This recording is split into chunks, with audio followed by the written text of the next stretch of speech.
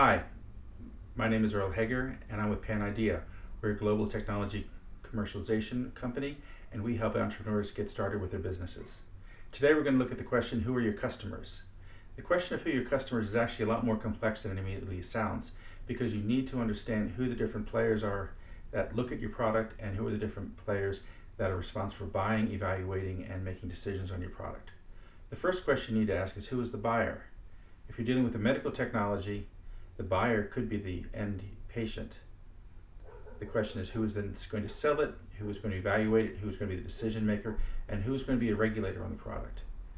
In the case of, again, getting back to the case of medical devices, you're looking at the patient being the buyer, the hospitals perhaps being the buyer, the evaluations being done by a formulary committee, the evaluations being done by the insurance company. The evaluations could also be done by different buying groups who sell into hospitals and doctors. You also need to figure out who the final decision maker is. Who's going to decide whether or not to use your product, but who's going to make the decision on to whether or not your product is available on the marketplace.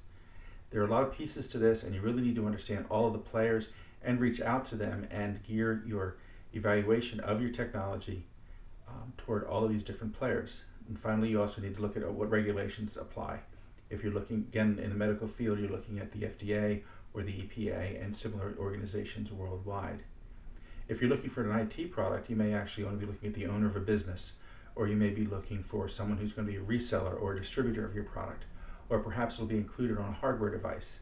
There are a lot of different pieces to this, but you need to understand all of these players and really get in depth with who they are and what their motives are and how you can reach out to them.